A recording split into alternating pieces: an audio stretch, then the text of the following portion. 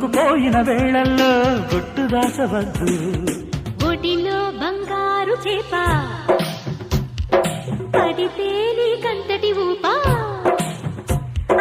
ఒడిలో బంగారు చేప పడితే నీకంతటి ఊపా. తడిలో అందాల పాప పడితే పులుసవుతది చేప.